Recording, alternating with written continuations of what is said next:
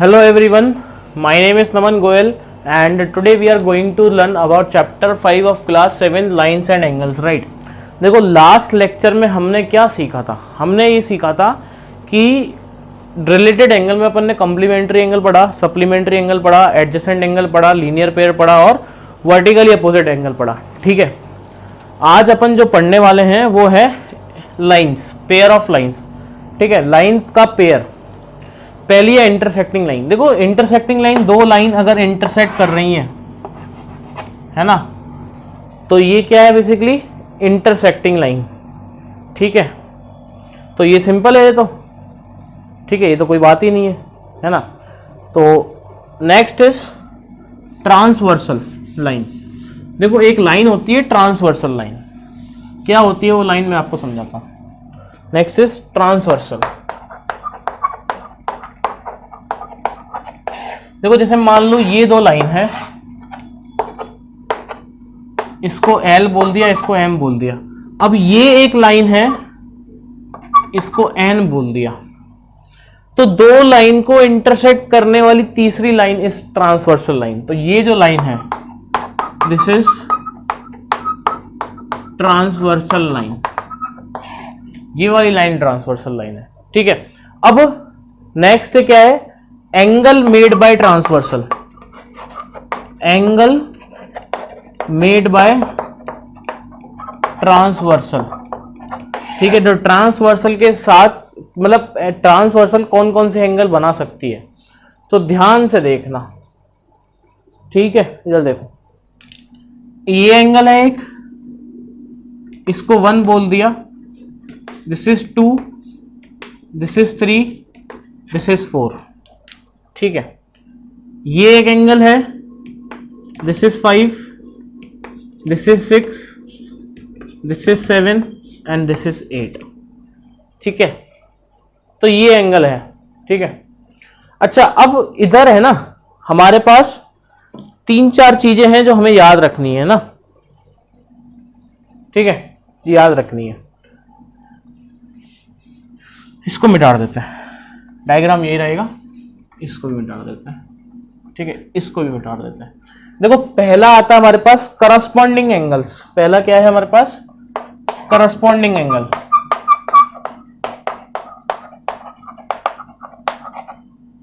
Corresponding angles.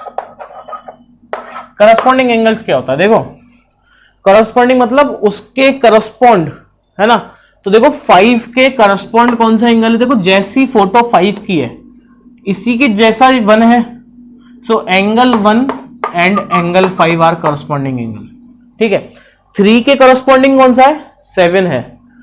Angle 3 and angle 5, angle 7 sorry. ठीक है, 2 के करस्पॉन्डिंग कौन सा, देखो 2 की जगह अगर देखो यहां से अगर मैं इसको काट दूं तो जैसी फोटो ये है लगभग ऐसी ये है। तो 2 के करस्पॉन्डिंग कौन सा है, 6, एंगल 2 एंड एंगल 6। 4 के करस्पॉन्डिंग कौन सा है, 8, तो angle 4 and angle 8 are corresponding angles. ठीक है, तो दो लाइन के लिए अगर एक ट्रांसवर्सल है तो पहली चीज करस्पॉन्डिंग एंगल्स कौन से होते हैं वो हमें पता होना चाहिए। तो 1 के करस्पॉन्डिंग कौन सा, ये 3 के करस्पॉन्डिंग 7, 2 के करस्पॉन्डिंग 6, 4 के करस्पॉन्डिंग 8। ठीक है, अगला है second is what, alternate interior angle.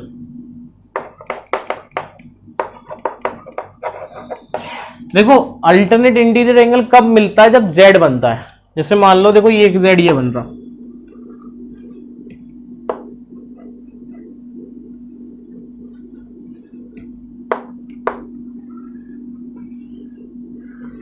ठीक है। तो Z के कोनों पे जो एंगल है, तो ये वाला Z के कोने पे है और एक ये वाला Z के कोने पे है। तो ये दोनों जो एंगल होंगे, ये वाला और ये वाला, मतलब angle 3 and angle 4, angle 6 sorry, alternate interior angle है एंड अल्टरनेट इंटीरियर एंगल। ठीक है, ठीक है। अच्छा, एक जेड, दूसरे पेन से बना लेते हैं, एक जेड ये बन रहा है,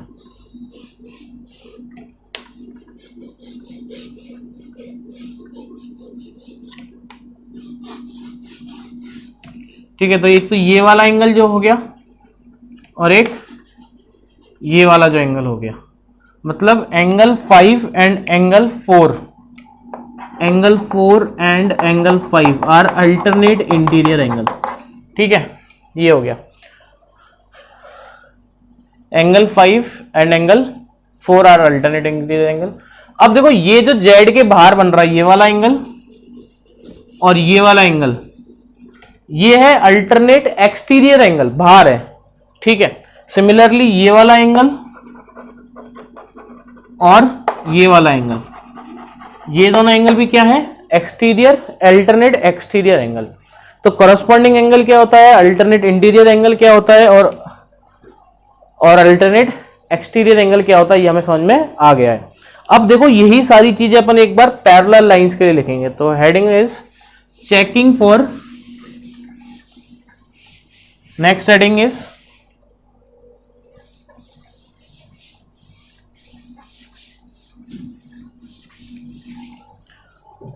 चेकिंग फॉर पैरेलल लाइंस।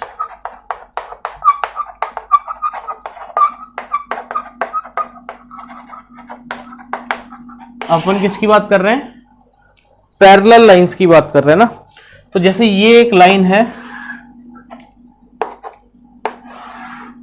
ये एक लाइन है, this is L, this is M, ये एक ट्रांसवर्सल है, एन बोल देते हैं इसको, ठीक है। हमें क्या गिवन है, L is parallel to M, ठीक है। ये 1 2 3 4 5 6 7 एंड 8, तो 1 और 5 करस्पॉन्डिंग एंगल। तो देखो पैरेलल लाइंस के लिए क्या होता है, corresponding angles are equal. For parallel lines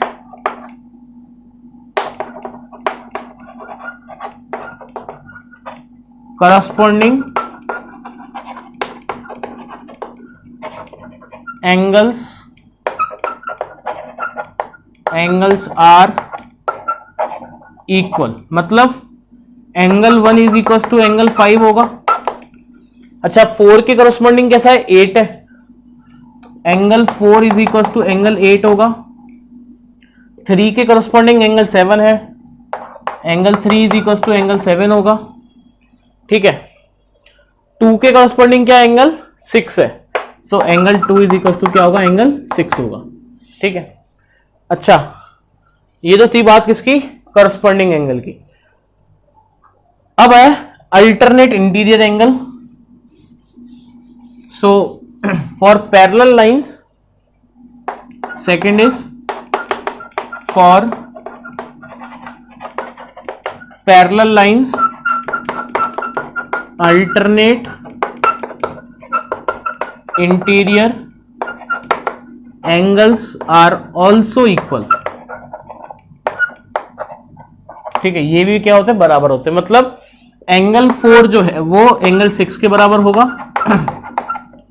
and angle 3 जो है वो एंगल 5 के बराबर होगा, ठीक है।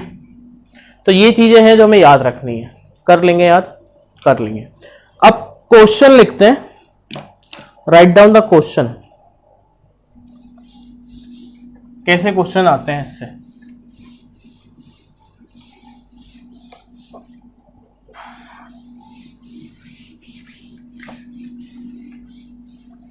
ठीक है।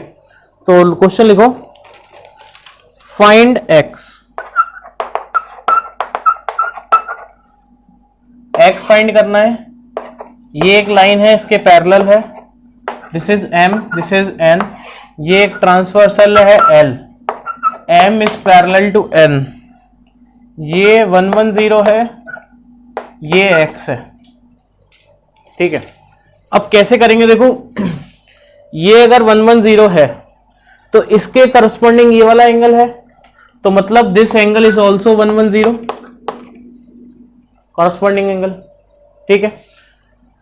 अब पता है हमें क्या कि ये वाला एंगल और ये वाला एंगल मिलके लीनियर पेयर बना रहे हैं, स्ट्रेट एंगल बना रहे हैं। तो x plus 110 is 180 degree. So x is what 180 minus 110, x is 70 degree. ये कैसे आया? Linear pair. So x is what 70 degree. Clear हो गया कैसे हमने इसको सॉल्व किया है? समझ में आया? समझ में आया। अगला लिखते हैं।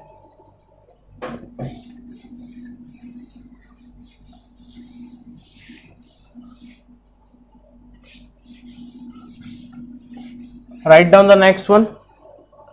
ठीक है,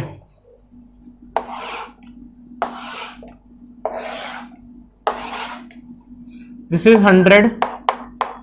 ठीक है, ये 100 है, ये 80 है और ये x है। ठीक है, ये L है, M, N, T। तो L is parallel to M, N is parallel to T। Find x। क्या फाइंड करना अपने को? x फाइंड करना है अगेन। तो देखो ये दोनों लाइन पैरेलल है, तो ये वाला एंगल इसके करस्पॉन्डिंग है कि नहीं है? ये अगर ट्रांसवर्सल में मान लूं इस दोनों लाइन के लिए, तो x इज करस्पॉन्डिंग टू 100। तो सिंपल हो गया ये तो बहुत ज्यादा। x is what 100 degree. x क्या है? 100 डिग्री। सिंपल है, सिंपल है, कर लेंगे। ये कंफ्यूज करने के लिए दे रखा था बस। ठीक है, अब अगला क्वेश्चन करते हैं, नेक्स्ट क्वेश्चन, लास्ट क्वेश्चन करते हैं।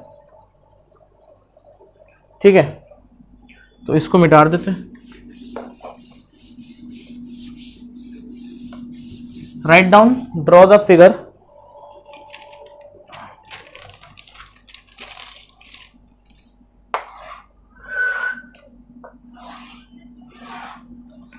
This is A, B, this is E, this is D, this is C, ये है G और ये है F।